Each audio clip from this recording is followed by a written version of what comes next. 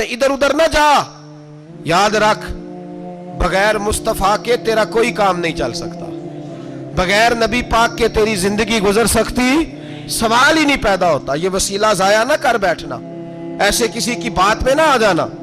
ये ईमान है, ये इकान है, ये लज्जत है, ये हुस्न है, ये सरमाया है। किसी जगह इसमें कोताही ना कर लेना, एक जर्रा बराबर तेरे दिल में नुक्स ना वाक़या हो जाए। याद रखना, नेक अमाल भी वसीला है। अल्लाह करे कि हमारे अमल ऐसे हों कि अल्लाह की बारगाह में कबूल किए जाए। अल्लाह करे कि हमारे अमल ऐसे, अमाल का वसीला देना 100% जायज़ है, इसमें कोई गुंजाइश नहीं। हदीस पाक सुनिए, मेरे रसूल पाक सैयद आलम सल्लल्लाहु अलैहि वसल्लम ने फरमाया, बनी इसराइल के 3 लोग थे, नेक आदमी थे। सफर पे जा रहे थे तो बारिश तेज आ गई, सही बुखारी की हदीस है। तेज बारिश आई, एक गार में पनाह ली बारिश से बचने के लिए। अचानक तूफान आया तो एक पत्थर लुढ़क कर गार के मुंह के आगे गिर गया। अंधेरा छा गया अंदर, अंधेरा, तूफान है, परेशानी है। मेरे हबीब पाक अलैहिस्सलाम फरमाते, जब अंधेरा दम घुटने लगा, अंधेरा होने लगा, परेशान होने लगे, एक बोला, कहने लगा, अगर जिंदगी में कोई नेक काम किया है तो उसको याद करके दुआ मांगो। अल्लाह करे हमसे कोई नेक काम हो जाए। जो होते हैं उसमें भी रियाकारी होती है, उसमें भी मिलावट होती है। कोई नेक किया है तो दुआ मांग लो। एक ने हाथ उठाए और दुआ कैसे मांगी? अल्लाहु अकबर। अर्ज करने लगा, ए अल्लाह, तू जानता है मैंने बकरियां रखी हैं, मैं दूध धो के बेचता हूं, मेरे बेटे भी हैं, बेटियां भी हैं, औलाद भी है, और मेरे पास लोग दूध खरीदने भी आया करते थे, पर अल्लाह मेरे बूढ़े माँ बाप हैं। मैंने अपनी जिंदगी का तरीका बनाया है, जब तक अब्बा जी दूध नहीं पिएंगे किसी को नहीं मिलेगा, जब तक मेरी बूढ़ी माँ के लबों से दूध नहीं लगेगा किसी को नहीं मिलेगा। ऐ अल्लाह, वो रात भी तू जानता होगा, जब मैं देर से आया, दूध धोया तो माँ बाप सो चुके थे। अर्श के मालिक, तू भूला नहीं करता, तू भूलने से पाक है। मेरे रब, मैं दूध का प्याला लेके सारी रात खड़ा रहा माँ बाप के सराहने, ना मैंने दूध बेचा, ना मैंने बच्चों को दिया। आधी रात के बाद उनकी आंख खुली, उन्होंने दूध पिया। ऐ अल्लाह, मेरी अम्मा भी मुझसे बड़ी राजी हुई, मेरा बाप भी बड़ा राजी हुआ। मालिक, अगर वो अमल वाकई तुझे कबूल है तो इस मुसीबत से निजात दे दे। मेरे नबी पाक अलैहिस्सलाम फरमाते, उसने ये वसीला दे के दुआ मांगी तो अल्लाह ने पत्थर सिरका दिया। पहले रोशनी नहीं आ रही थी, अब रोशनी आनी शुरू हो गई। पता चला जो जिंदगी में रोशनी चाहता है वो माँ बाप की नौकरी करे, जो जिंदगी में रोशनी चाहता है वो माँ बाप की बुल्ले शाह तो आसमानी उड़दियां फड़ना है, और जेड़ा घर बैठा उन्हें फड़िया ही नहीं। इनकी नौकरी करो, रोशनी मिलेगी। दूसरा बोला, उसने कहा, अल्लाह, तुझे पता है मैंने कई लोग मजदूरी पे रखे हुए हैं। एक शख्स मजदूरी करता था तो कुछ किलो, कुछ शेर चावल, कुछ चावल उसकी मजदूरी बने। मिसाल देके समझाता हूं, 10,000 के चावल उसकी मजदूरी बन गए। मैंने उसको कहा मजदूरी ले ले, तो वो नाराज होके चला गया नाराज होके। लेकिन ऐ अल्लाह, मैंने उसका माल खाया नहीं, मैंने मजदूर का हक रखा नहीं। ऐ अल्लाह, मैंने 10,000 अलहदा कर दिया, वो चावलों की कीमत मैंने अलहदा कर दी। जब मैं कारोबार करता तो मैंने उसका पैसा इन्वेस्ट कर लिया, फिर उस पैसे से मैं कमाता रहा। एक वक्त आया कि जमाने बीत गए, वो 10,000, 10 लाख या यूं समझ ले 10 करोड़ हो गया। कई गायें, कई ऊंट, कई प्लाट आ गए।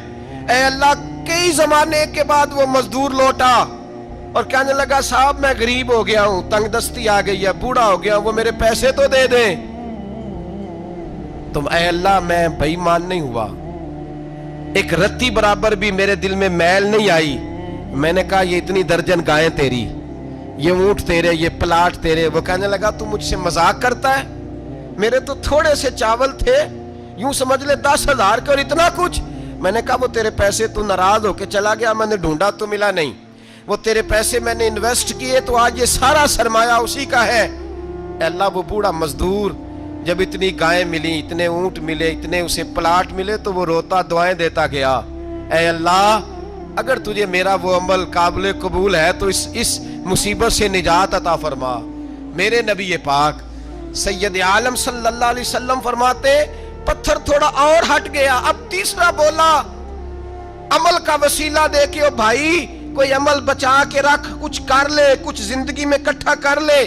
کوئی تو ایسا عمل ہو جب قیامت آئے تو مصیبت سے بچ سکے, تو قبر میں مصیبت سے بچ سکے, تو دنیا میں مصیبت سے بچ سکے. میرے رسول پاک سید عالم صلی اللہ علیہ وسلم فرماتے ہیں, تیسرا بولا, کہنے لگا اے اللہ تو جانتا ہے میں جوان, میں رانا, میں حسین, مجھے عورتیں دعوت دیتی تھی, اپنی طرف مائل کرتی تھیں, لیکن میں کسی پر نہ دیکھتا, بس ایک چچا کی بیٹی پہ میں عاشق ہو گیا, اس کے میں قریب جانے لگا, بلانے لگا, 100 دینار بھی اکٹھے کیے اس کو دینے کے لیے. ایک ایسا وقت آیا کہ وہ راضی بھی ہو گئی. اے اللہ تنہائی بھی آ گئی. یوں سمجھ لو کہ میں جوان بھی, حسین بھی, مالدار بھی, میں چاہوں تو ایک ایک دن میں 4 دفعہ میں بدکاری کر سکتا تھا. اے اللہ ساری خوبیاں تھیں. وہ بی بی میرے پاس آئی, کمرہ, تنہائی, کوئی دیکھنے والا نہیں تھا. جب میں اس کے قریب جانے لگا تو وہ عورت کہنے لگی تو رب سے ڈر جا, رب سے ڈر جا, رب سے ڈر جا. اے اللہ طاقت بھی, جوانی بھی, حسن بھی, مال بھی, میں سب کچھ کر سکتا تھا پر تیری لیے. اور اگر مسلمان ہوگا تو کہے گا اے اللہ تیرے رسول کے لیے, اے اللہ مدینے والے چاند کی بات مان کے, اے اللہ آمنہ کے معصوم کی بات مان کے, اے اللہ جناب فاطمہ الزہرا کے ابا کی بات مان کے میں نے اپنے نفس کی خواہش کو کچلا, اور کچل کر کے میں نے وہ گناہ نہیں کیا, اس کو آزاد کر دیا. اگر وہ عمل تیری بارگاہ میں قبول ہے تو نجات دے دے. میرے نبی پاک فرماتے ہیں بس دعا ختم ہوئی تو اللہ نے پہاڑ دور پھینک دیا, اللہ نے نجات دے دی. اللہ کرے میری ملت کے جوان کو بھی یہ نیکی نصیب ہو جائے, اللہ کرے ماں باپ کی خدمت کرنے والے بن جائیں, اللہ کرے ہم مزدوروں کا حق دینے والے بن جائیں, اللہ کرے ہم بے ایمانی دھوکے بازی کو چھوڑ دیں. اگر کوئی ایسا عمل ہوگا تو اللہ دنیا میں بھی نجات دے گا مشکلوں سے, قبر میں بھی اللہ نجات عطا فرمائے گا, قیامت میں بھی اللہ. عمل کا وسیلہ دینا رب کی بارگاہ میں جائز ہے. بولیے اللہ کے ناموں کا وسیلہ دینا جائز ہے. کوئی بھی عبادت اگر خلوص کے ساتھ کی جائے, میرے نبی پاک نے فرمایا فرض نماز پڑھ کے تو جو دعا بھی مانگے گا رب تیری قبول فرما لے گا. فرض نماز پڑھ کے جو 2 دعا بھی مانگے گا اللہ تیری, اس کا مطلب ہے اعمال کی برکت سے اللہ دعائیں قبول کرتا ہے. اللہ دعائیں قبول, بس پھر وہی دعا کرتا ہوں اللہ ہمیں خلوص والے عمل کی توفیق عطا فرما. اچھا اگر یہ والا وسیلہ جائز ہے تو بتائیے نبی پاک کا وسیلہ جائز نہیں؟ عمل میں تو کوئی کوتاہی ہو سکتی ہے, لیکن حضور کی وجاہت میں کوئی کوتاہی ہو سکتی, نبی پاک کی رحمت میں کوئی کمی ہو سکتی. ادھر سنو ایک پہلو ذرا گہرائی سے, ایک بات عقیدے کی اس کو یاد رکھنا, اللہ کو کوئی بندہ نا مجبور نہیں کر سکتا کہ ہم نے نبی پاک کو لا کے کھڑا کر دیا ہے تو اللہ مجبور نہیں ہو گیا. یہ سمجھ لیں اللہ مجبور ہے, ایک مجبور ہوتا ہے, ایک پیار ہوتا ہے. ان دونوں چیزوں میں اللہ کو اپنے رسول سے پیار ہے. نبی پاک فرماتے ہیں میں دعا کرنے گیا, اے اللہ میری امت پہ قحط نہ آئے. اللہ نے فرمایا ابھی نہیں آئے گا. اے اللہ میری امت کے چہرے نہ بدلیں, گناہ کریں تو مسخ نہ ہو, ابھی نہیں بدلیں گے. حضور فرماتے ہیں میں نے ہاتھ اٹھایا کہ اللہ یہ آپس میں لڑے نہ. توجہ کرنا جملوں پہ, اے اللہ یہ آپس میں لڑے نہ. اللہ یہ بھی کہہ سکتا تھا ابھی یہ نہیں قبول کرنی دعا. اللہ بے نیاز ہے نا, چاہے قبول کرے اور چاہے, توجہ کرو غور کرو بات پہ, اللہ چاہے تو قبول کرے چاہے تو. اے اللہ میری امت لڑے نہ, تو یہ نہیں فرمایا ابھی قبول نہیں کرتا, کہ محبوب یہ دعا مجھ سے مانگ ہی نہ. اے حبیب تو دعا مانگ, تو مانگے میں قبول نہ کروں, یہ ہو نہیں سکتا. اس طرح کر یہ دعا مجھ سے. نبی پاک نے منافقین کے لیے دعا کرنی چاہیے کہ اے اللہ, اے مولا تو مہربانی فرما, اے اللہ کرم فرما, منافقین کو بھی بخش دے. تو میرے رسول پاک علیہ السلام فرماتے ہیں رب کریم نے مجھے منع کیا, اے محبوب یہ والی دعا, یہ دعا ہی نہ مانگ. یہ دعا اللہ کو کوئی مجبور کر سکتا, لیکن اگر اللہ پیار کرے تو. بھائی دنیا داری کا چودھری صاحب کا, مولوی صاحب کا, پیر صاحب کا ایک عام مشہور مقولہ ہے, فلاں بندہ آ گیا تھا اس کو میں انکار نہیں کر سکتا تھا. کیوں جی؟ وہ بندوق لے کے آیا تھا, کر دینا تھا انکار. فلاں آدمی آ گیا تھا پھر میں اس کو انکار اور فلاں بندے کو ساتھ لے آیا تھا، اس کو انکار ہو سکتا؟ کیوں جی؟ دو باتیں ہوتی ہیں، یا پیار بڑا ہے یا عزت بڑی ہے، دو ہی باتیں ہیں، یا میں اس سے پیار بڑا کرتا ہوں یا میں اس کی۔ اللہ اپنے نبی سے پیار بھی بڑا کرتا ہے اور اپنے نبی کی عزت بھی بڑی فرماتا ہے۔ بس یہ سمجھ لے بات۔ وسیلے کا معنی یہ ہے کہ اللہ اپنے نبی سے پیار کرتا ہے، اپنے محبوب کو اللہ بڑی عزت عطا فرماتا ہے۔ نبی پاک سید عالم صلی اللہ علیہ وسلم کے وسیلے کا یہ حال تھا کہ صحابہ ہر کام کے لیے دروازے رسول پہ پہنچ جاتے تھے۔ پیاس لگی تو حضور کے پاس، بھوک لگی تو نبی پاک کے پاس، حضرت ابو ہریرہ کو حافظہ چاہیے تو نبی پاک کے پاس، کسی کو اولاد کی ضرورت ہے تو وہ رسول پاک کے پاس، کسی کو طاقت کی ضرورت ہے تو وہ بھی نبی پاک کے پاس۔ ہر آدمی جاتا تھا، انہیں پتا تھا دیتا خدا ہی ہے پر وسیلہ مصطفیٰ دیتا ہے صلی اللہ علیہ۔ اور حضور نے فرمایا انما انا قاسم، بخاری مسلم ہے، فرمایا میں تو بانٹنے والا ہوں، میں قاسم ہوں، میں قاسم ہوں، واللہ یؤتی، ہاں عطا کرنے والا اللہ ہے، میں قاسم ہوں اور دینے والا اللہ ہے۔ صحابہ ہمیشہ نبی پاک کے واسطے سے دعا مانگتے، انہیں پتا تھا اگر تیرے واسطے سے مانگوں تو کوئی دعا بے اثر نہ ٹھہرے۔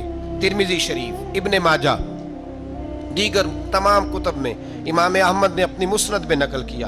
حضرت عثمان ابن حنیف کہتے ہیں میں نبی پاک کے پاس بیٹھا تھا تو ایک نابینا صحابی آئے، عرض کرنے لگے یا رسول اللہ صلی اللہ علیہ وسلم میں نابینا ہوں، میرے لیے دعا کریں اللہ مجھے آنکھیں عطا فرمائے، دعا کریں۔ اب حضور نے پتہ کیا کہا؟ نبی پاک نے فرمایا دو باتیں، یا تو صبر کر لے یا میں دعا کر دیتا ہوں۔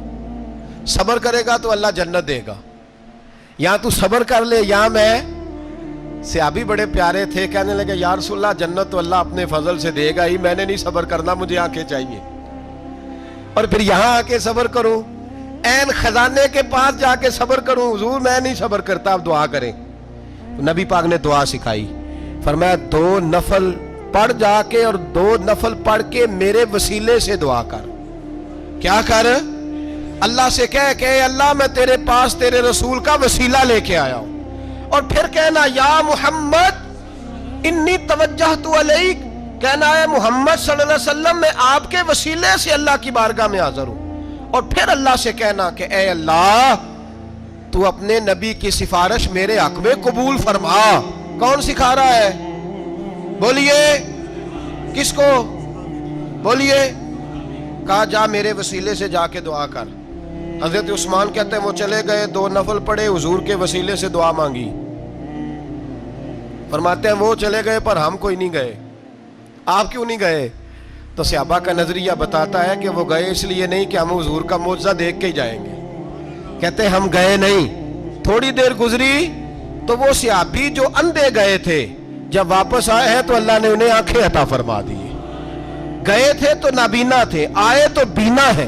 میرے نبی پاک صلی اللہ علیہ وسلم کا توسل، حضور کا وسیلہ خود حضور نے سکھایا ہے، خود نبی پاک نے، اور صحابہ کرام علیہم رضوان اس مزاج پر پورے عامل تھے، عامل تھے۔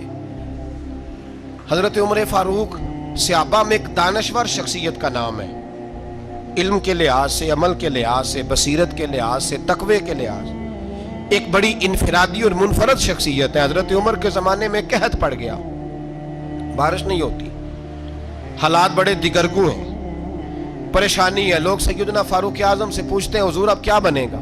جو میں نے پہلے حدیث آپ کی خدمت میں عرض کی وہ ترمذی اور ابن ماجہ سے، اب جو حضرت عمر کی روایت عرض کر رہا ہوں یہ صحیح بخاری میں موجود ہے۔ حضرت عمر فاروق رضی اللہ تعالیٰ عنہ کا زمانہ مبارکہ، قلت آ گئی، قحط آ گیا، بارش شدید ہے، صحابہ پریشان ہے۔ جناب عمر فاروق رضی اللہ تعالیٰ عنہ سے کہتے ہیں حضور کرنا کیا ہے؟ حضرت عمر پہلے تو خاموش رہے، پھر حضور کے چچا جناب عباس کو بلایا، کوئی بات نہیں کی، جناب عباس کا بازو پکڑا اور کھلے میدان میں لے گئے۔ حضرت عمر دعا کرتے ہیں اور پوری امت کو دعا کا طریقہ بتلاتے ہیں۔ حضرت عمر کہتے ہیں اگر قبول کرانی ہے تو یہ طریقہ اختیار کرو، اگر اللہ کی بارگاہ میں دعاؤں کو مستجاب کرانا ہے تو یہ رنگ ہے جو امت مسلمہ کو میں سکھا رہا ہوں۔ حضرت عمر نے جناب سیدنا عباس رضی اللہ تعالیٰ عنہ کو کھڑا کیا سامنے اور دعا فرمائی، اللہم انا نتوسل الیک بنبیک، اے اللہ ہم تیری بارگاہ میں تیرے نبی کے وسیلے سے دعا کرتے ہیں، فتسقینا، ہمیں بارش عطا فرما، ہمیں کس کے وسیلے سے؟ حضور، اور پھر کہا اللہم انا نتوسلک بام نبیک، اے اللہ ہم نے اپنے نبی کے چچا کے وسیلے سے بارش عطا فرما، اے اللہ ہمیں اپنے رسول کے چچا کے وسیلے سے، حضرت عباس کے وسیلے سے بارش دے۔ صحابہ کہتے ہیں جب ہم گئے تھے دعا مانگنے تو خشک سالی تھی، اور جب گھروں کو آ رہے تھے تو ہمارے کپڑے بارش سے بھیگ چکے تھے۔ اللہ نے بارش عطا کس کے وسیلے سے؟ حضرت عباس۔ اچھا یہ بات یہاں قابل غور ہے، حضرت عمر کے وسیلے سے بھی دعا ہو سکتی ہے، دعا سیدنا عمر فاروق کے وسیلے سے بھی، لیکن حضرت عمر رضی اللہ تعالیٰ عنہ نے نبی پاک کے چچا، چونکہ حضرت عباس جب آیا کرتے تھے تو حضور کھڑے ہو کے استقبال فرماتے تھے آپ کو دیکھتا ہوں تو مجھے اپنے والد کی یاد آتی۔ حضرت سیدنا عمر نے بتلایا کہ میں اس کو لے کے جا رہا ہوں جو نبی پاک کے زیادہ قریب ہے، جو حضور کے زیادہ قریب ہے، ان کے وسیلے سے دعا فرمائی۔ امت کو کیا درس دیا؟ فرمایا جو بھی حضور کے قریب ہو اس کے وسیلے سے دعا کرو، اللہ تمہیں آسانیاں نصیب فرمائے گا۔ اب ہمارا حال یہ ہے، انتشار ہی انتشار ہے، اختلاف ہی اختلاف ہے، شک کی شک ہے، پریشانی پریشانی، واضح حدیثیں موجود ہیں۔ میں آج ایک صاحب کو پڑھ رہا تھا، پتہ نہیں لوگ کیوں پریشانی کا شکار ہیں، کیوں لوگ اس آزمائش کا شکار ہیں، کہتے ہیں جی وسیلہ نہیں دینا چاہیے، سیدھا سیدھا نیک عمل کرو۔ او میرے بھائی، میں نے کہا کہ اللہ کسی وسیلے کا محتاج، اللہ محتاج نہیں، لیکن اس کی عادت ہے وہ وسیلے کو پسند فرماتا ہے۔ باریک بات مشکل ہوتی ہے لیکن موٹی بات تو سمجھ میں آنی چاہیے نا۔ کوئی شخص ایسا ہے جسے اللہ نے بغیر ماں باپ کے وسیلے کے پیدا کر دیا ہو، حالانکہ اللہ پیدا کرنے پہ قادر حضرت آدم کو کیا ہے نا، حضرت حوا کو، جناب عیسیٰ علیہ السلام کو بغیر باپ کے پیدا، لیکن یہ اس کی عادت، وہ جب پیدا کرتا ہے تو ماں باپ کے وسیلے سے پیدا کرتا ہے، پھر جب روزی دیتا ہے تو پھر بھی کسی نہ کسی، کیا اس نے حکم دے دیا؟ روزی کون دیتا ہے؟ تو اللہ کا یہ حکم ہے کہ کنڈی لگا کے اندر پنکھا چلا کے سوئے رہو، روزی پہنچ جائے گی۔ کہتا اٹھ، کوئی سبب پیدا کر، باہر نکل، محنت کر، وسیلہ بنا۔ جو آدمی کہتا ہے جی میں کپڑے سی بھی خود لیتا ہوں، استری بھی کر لیتا ہوں، دھو بھی لیتا ہوں، اس سے سوال یہ ہے کہ بنا بھی لیتے ہو؟ اس کا مطلب ہے اللہ نے بندوں کو بندوں کا محتاج، بندوں کے لیے بندوں کا وسیلہ اللہ نے رکھا ہے۔ ہماری یہ موٹی سی بات بھی عقل میں نہیں آتی، موٹی سی بات بھی، کہتا ہے جی نہیں ڈائریکٹ، او خدا کے بندے تھوڑا غور کر، دیتا اللہ ہی ہے اور دے گا بھی اللہ ہی، لیکن جو ذرائع، جو وسیلے، جو سبب اللہ نے ہمارے لیے مقرر کیے ہیں، ہم اس سبب کا انکار کر سکتے؟ شفا کون دیتا ہے؟ دوائی لینے کس کے پاس جاتے ہو؟ آپ اس طرح کریں نا، چپ کر کے گھر بیٹھیں، تسبیح پڑھیں، یا شافی الامراض، یا شافی الامراض، او شفا دینے والے، او شفا دینے والے، سارا دن جی وظیفہ پڑھیں، شفا کون دے گا؟ تو وظیفہ پڑھو چپ کر کے، دوائی لینے کیوں گئے ہو؟ لیکن اللہ کے حبیب کا ہی فرمان ہے کہ بیمار ہو جاؤ تو دوائی بھی کھاؤ، پرہیز بھی کرو۔ یہ سارے فرمان ہمیں بتاتے ہیں کہ وسیلہ لینا، وسیلہ دینا، یہ تو اللہ تبارک و تعالیٰ کا طریقہ مبارکہ ہے۔ لوگ اتنی سی بات کو نہیں سمجھتے، اور قرآن نے واضح طور پہ کہہ دیا وَابْتَغُوا إِلَيْهِ الْوَسِيلَةَ، اور سورہ بقرہ گھر جا کے کھولنا، آیت نمبر 99، 80 اور 9، 99 آیت پڑھنا۔ کفار نے، یہودیوں نے نبی پاک کی علامتیں پڑھ لی تھی تورات، زبور اور انجیل میں۔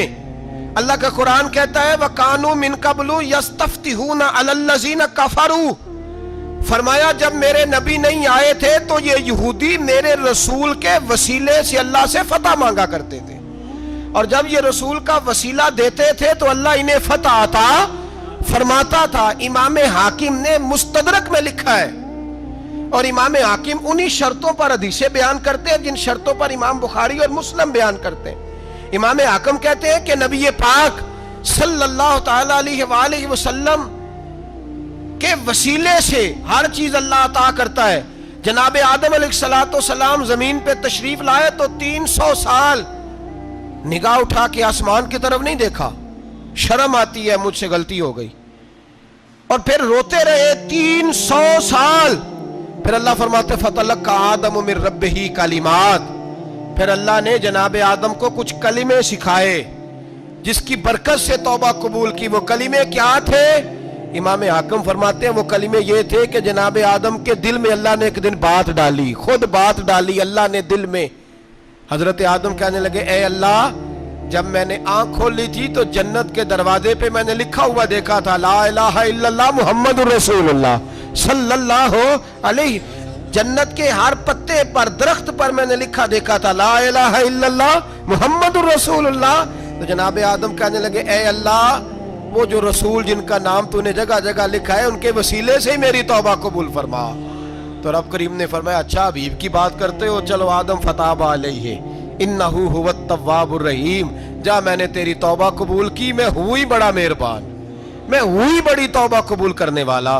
شیخ سعدی فرمایا کرتے تھے اگر تیرے باپ کی توبہ جناب آدم کی توبہ مصطفیٰ کے وسیلے سے قبول ہوتی ہے تو کیوں انکاری ہو گیا ہے، تو کیوں انکاری ہو گیا، کیوں نہیں حضور کا وسیلہ مانگتا؟ میرے نبی پاک سید عالم صلی اللہ تعالی علیہ، لوگ بڑی ڈھٹائی سے انکار کرتے ہیں، بڑی دلیری سے انکار کرتے ہیں۔ او خدا کے بندو، یہ وسیلہ تو بڑا ضروری ہے، یہ وسیلہ تو بڑا قیمتی ہے۔ میرے نبی پاک صلی اللہ تعالی علیہ وآلہ وسلم نے خود یہ وسیلہ سکھایا، صحابہ اس کے قائل تھے۔